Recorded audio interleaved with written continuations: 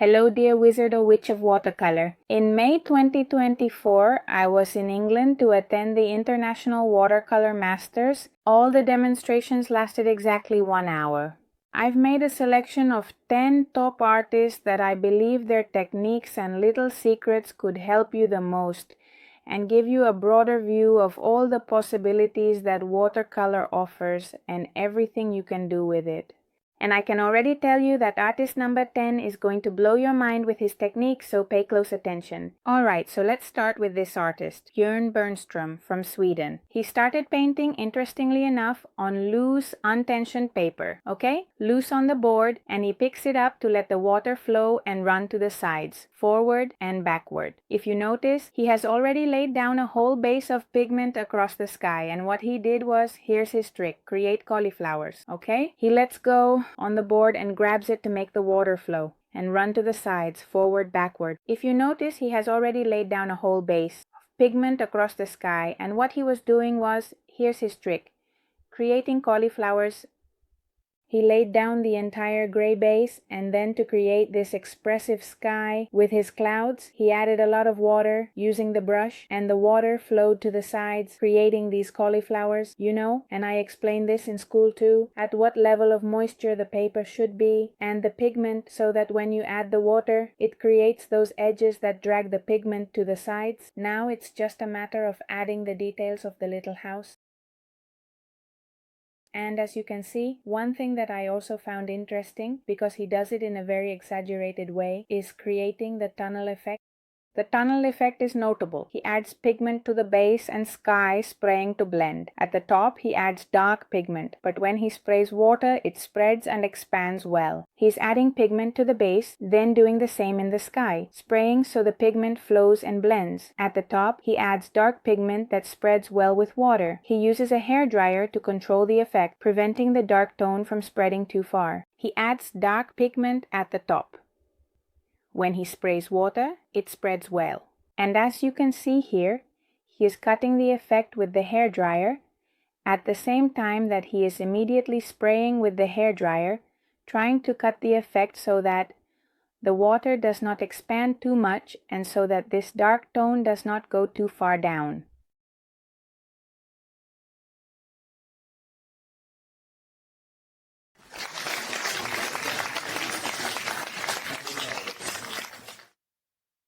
Alright, now we continue with Mona Omrani, who is of Iranian origin, lives in Spain, in Madrid. And you see she's painting this sports car, as you can see, to create the first layers. You'll see later that she already has some areas covered with masking fluid, the most important spots for the shine of the car's body. And to start making the first layers, she first wets the area of the car that she's going to paint with the brush, and then she applies the pigment on top. Once the first layer is applied, you see that she has dried it. And then she goes for the next layer, doing the same thing. She first moistens the area, and then applies the pigment so that when you apply the pigment, it blends even better. As you can see, with this brush, he's blending the edges a bit. If you want them a bit more blended, you see what she's done? She has drained the brush well so that it doesn't hold any water, so we don't add water, and it just serves to pass the brush over the pigment and blend it. Alright, and now as you can see, for this side part of the car, she does the same thing. She doesn't re-wet it. With a bit of water, just the area she's going to work on, and then she applies the pigment. Now that she's on the second layer, the pigment is a bit darker to start adding. The next phase of volume.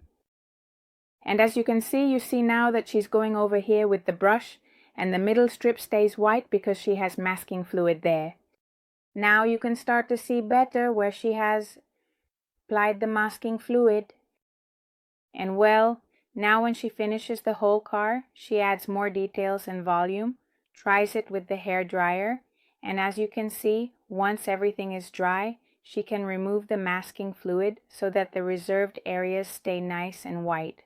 And now the last step he takes, simply because it usually happens when we use masking fluid, is that the edges end up looking very harsh and artificial. So now what he's doing is using a synthetic brush, because the bristles are stronger and stiffer, to just correct the edges a bit and blend them a little.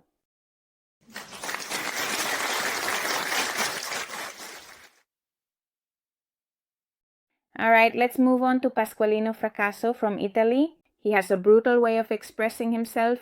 As you can see, the drawing is almost entirely linear, very expressive, without lifting the pencil from the paper. And as soon as he starts painting, he works everything dry. He has started with the main motif, and he works very dry, creating shapes, shadows, and expressive strokes. He uses lines to connect elements, linking the house to the ground. Sometimes he places the brush in a certain way on the paper, then makes a gesture, a turn that can be quite peculiar and either slow or fast, depending on what suits him. And he gets some very unique expressiveness. As you can see, he also uses a lot of these lines that you see him making to connect elements here. With these vertical lines, he's connecting the house to the ground. Then he also makes some small splatters of pigment. Do you see? She has made more lines here to the left. And now I start by doing the background, reserving this white line on the roof of the house to separate the house element from the background of the mountain. As you can see, he also plays with a bit of water and tilts the board so that it slides and creates drips. And now what she was also explaining was, once she has the bases down, is that she works a lot with lifting, quite a bit with lifting. Do you see what she just did? She passed the wet brush over it and then just wiped it off with a paper towel so you can see the brush stroke, and she removes the pigment as it suits her. And then you'll see she starts making quite a few more lifting lines. It all seems very random, but she really takes great care with it. And to finish, you see, well, it's quite an abstract painting. He's adding color and vibrancy to finish off this floor.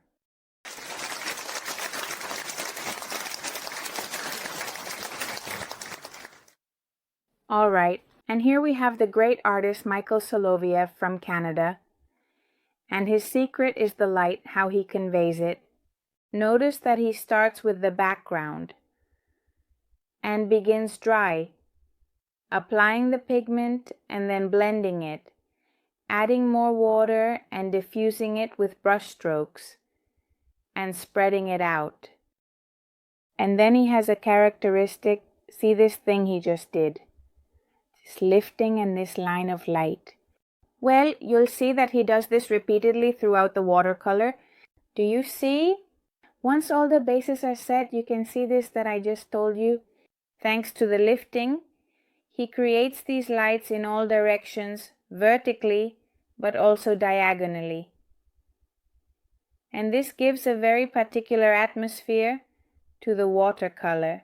And when he lays down the color bases, he starts giving us these very peculiar touches of light. Once he has done all the bases, he dries everything, drying all the pigment too, then add the subsequent details.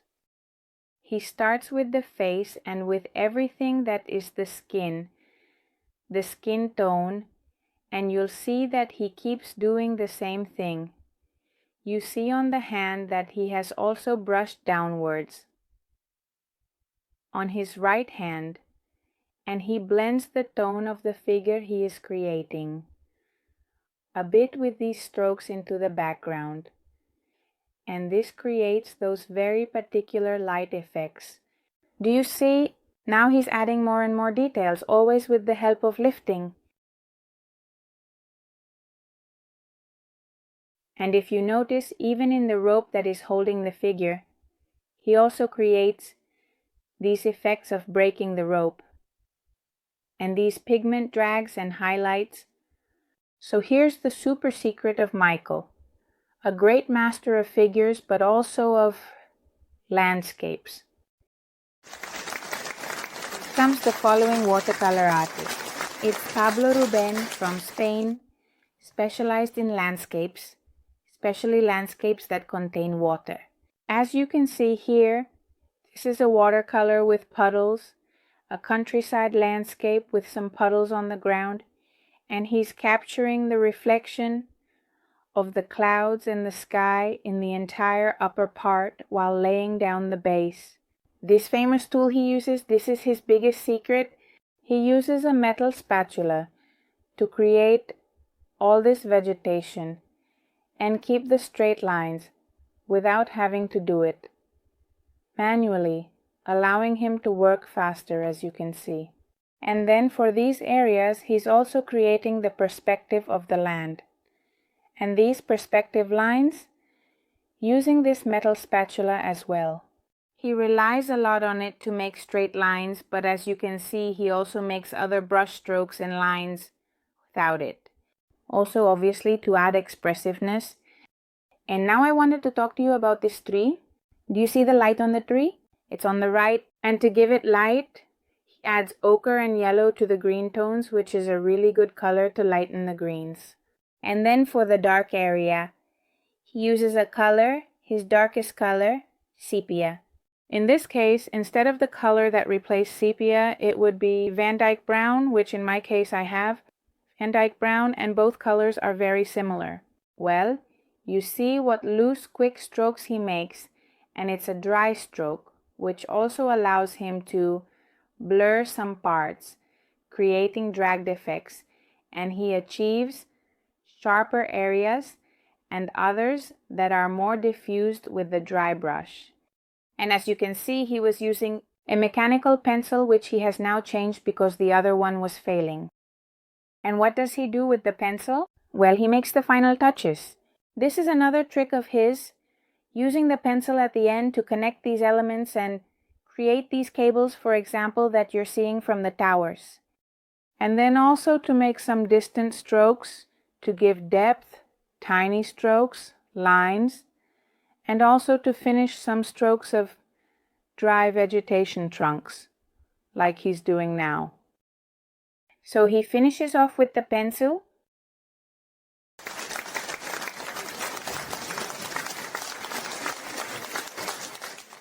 Next, great master Cesk Farare from Spain, a specialist in skies and also in waves and sea foam. And this time he brings us a little wave. He is now preparing the bases. His basic secret technique is to work wet on wet, but very controlled. First, he wet the paper with base tones and then he darkens it. More and more on top, so he achieves very soft and blurred edges, which the foam demands, but also some edges that are a bit more defined and sharp. So, once he has finished putting down these bases, he dries them so that they are well dried before applying another layer of water, which you can't see right now, but he has added a bit of water. And now when he applies these new strokes from the foreground of the foam, that's why some blur. You see that they merge and others don't. So he achieves this combination of dry and blurred edges.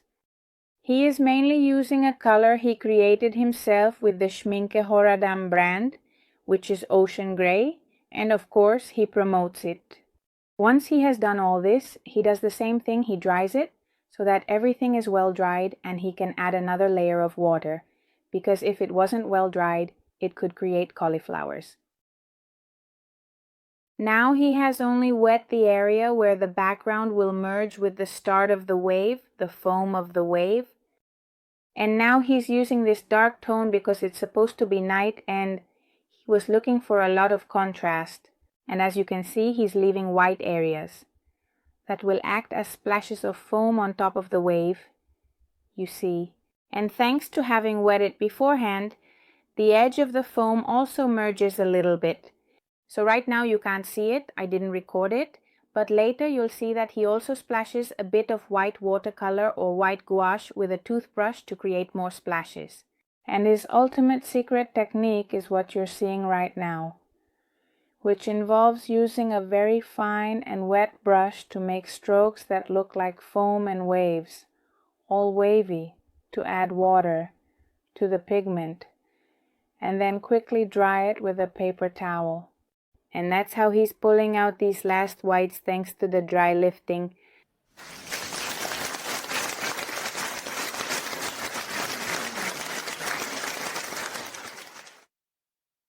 And now we go with the artist Herman Peele from Australia, who presents us this landscape, a countryside scene.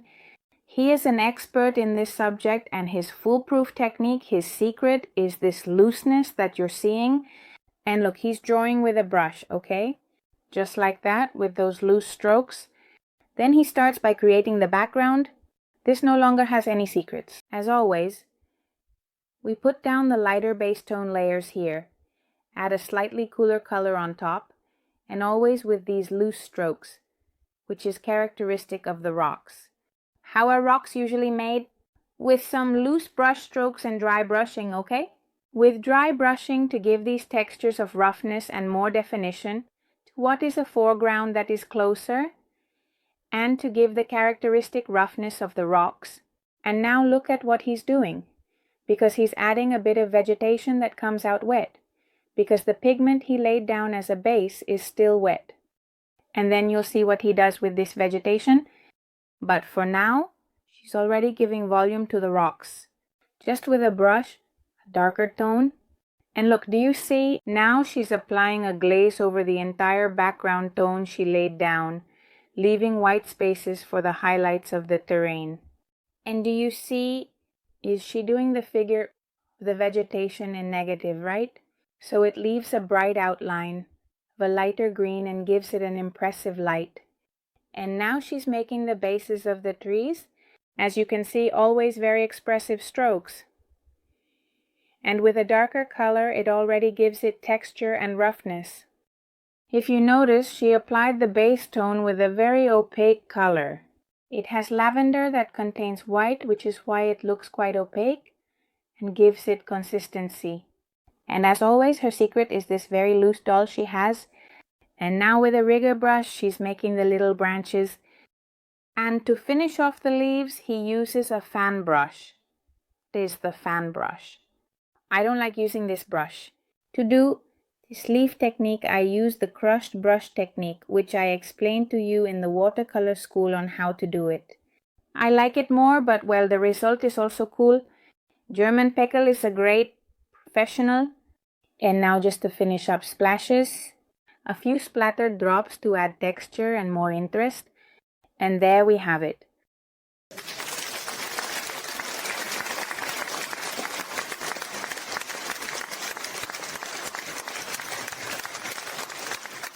And next we have Udes Correa, an artist from Brazil, known mainly for his human figures, although he also paints landscapes from time to time. And his main trick is what you're seeing, which blew my mind. Directly from the tube, she adds the pigment to the paper. Makes a few expressive strokes like this. Grabs a thick brush loaded with water. And here comes the magic. Expressiveness, looseness, quickness, speed. She's also releasing water to make splashes, while blending the pigment right on the paper, thus creating the first layer of base color. And with this, she could already finish the watercolor, and we would all be blown away, amazed. Well, then she continues with the base tones, the hair and the face. If you notice, this is magical. She adds a bit of turquoise to the face, because the surrounding tones are reflected on the skin.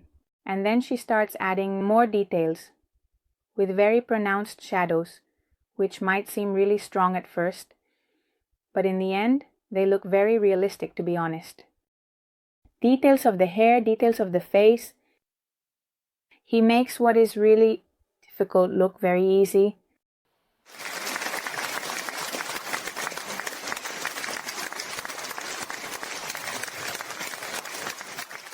And now Nicolas Lopez from Peru, an artist with a long career, known for his very distinctive works using very monochromatic tones, very expressive landscape painting. He starts with the bases, gray value bases, okay? Lighter grays, darker tones. And with the structural basis of what he is painting, he starts adding water, and that is the characteristic, secret, and main trick of his works. As you can see, it has changed now, and that's because he's painting 2 watercolors at the same time in this 1-hour demo, okay? And he's painting here, building of Lily Chalk Hall, which is where the demonstrations took place. And in one of the watercolors, he's painting a wide shot of the building, and in the other, he's painting a close-up, as you can see here, of the stairs. And what he's doing is combining them.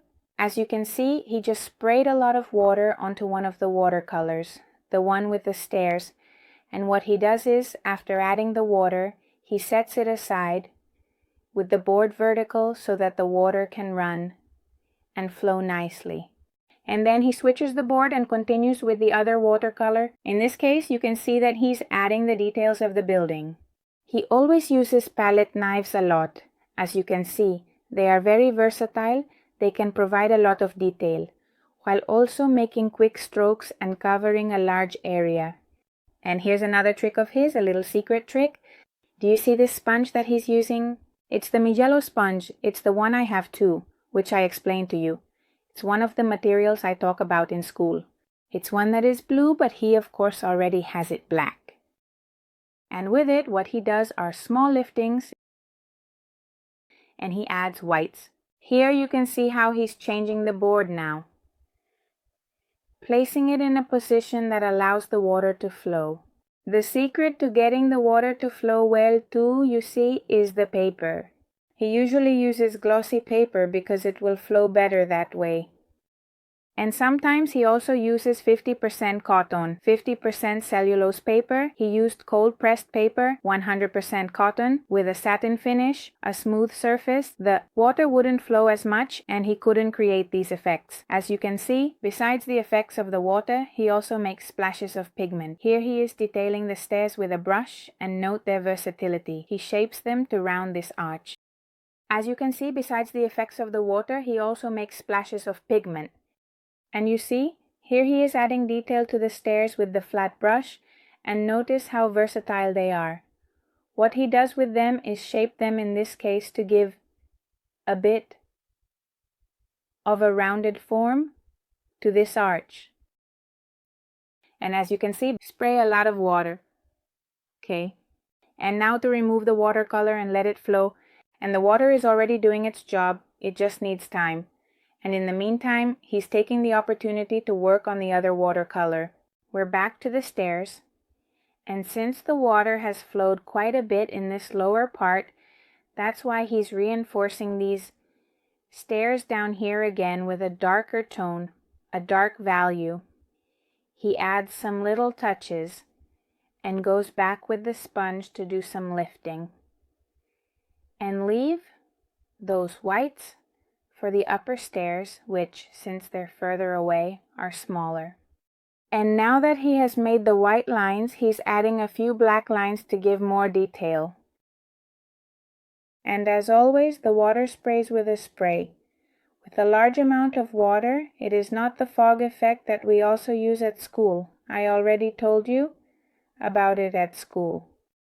He uses a powerful spray. And now you see, we've returned to the other watercolor, the one of the building, and what he's doing now is making sure everything is well dried, to give those final touches, the last details. And here we have it.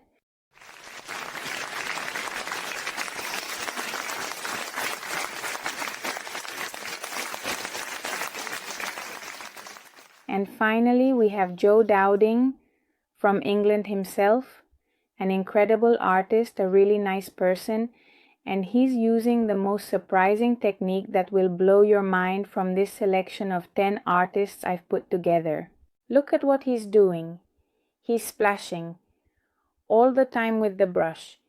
He's using the splatter technique for pigment. He has laid down this base that's almost a greenish tone, leaning very yellow. And then all the time, what he does to simulate the leaves in this English landscape with a river, this vegetation, is splatter, splatter, except for a few exceptions that he adds. He makes some brush strokes that you'll see now. But all the while, he spends almost the entire hour doing this. As you can see, he has covered the river by cutting a series of papers, and here, to prevent pigment from splashing into the river, he is adding a little bit of his own brush stroke. But he told us to be careful. And this is what I always say in watercolor class. Don't make the vegetation too uniform, and human touch could ruin the randomness of nature. And don't always make these vegetation, these grasses with the lines always the same, long, and evenly spaced like you always do. And here, as you can see, he has dried it. And now in another phase, he splashes again, but this time with darker pigment. And what he's adding now is Payne's gray, and that darkens the green. And he keeps splashing to give more volume and depth to all this vegetation. And honestly, everything with this technique will turn out amazing. You'll see at first, it looks like he's making a mess here with all these splattered drops, but you'll see the final result. Just wait. And now with a sword brush, he's making all the trees in the background. And honestly, it's going great. This brush can create a fine tip, while also making thicker strokes. Here, we have background vegetation, depth, and here a tree that's a bit different. As always, don't make all the trees the same. Some should be thinner, others thicker. You have 10 minutes, Stuart. 10 minutes. What are we going to do for the last 5 minutes, sir? Any ideas, Rob? And look, I've left you this original audio so you could hear what Joe Dowding was saying, which is what I told you. They only have 1 hour. And the assistant next to him was telling him, you only have 10 minutes left. They said that to all the candidates. He told him, you only have 10 minutes left. And then Dowding made the joke of, oh, so what are we going to do with the last 5 minutes? Because, of course, everyone laughed because he was quite rushed for time, since he spent a lot of time on the splattering, and then in just 10 minutes, he had to do all the trees and the reflection, as you can see he's doing now. Okay, he's doing it dry, but the inside with the pigment he's adding, and then when he adds these strokes of the darker tree reflections, he does that with the base pigment still wet. So, these dark strokes he's adding blend a little. The edge of the reflection he did dry. And that's it, final touch hair dryer. And look. Now they've got more highlights because he had a bit of masking fluid on. And he took it off so you can see these little white lines of the grass. And now to finish up, he just adds a few more reflections with the dry lifting technique and removes the pigment with a tissue, wrapping up the piece.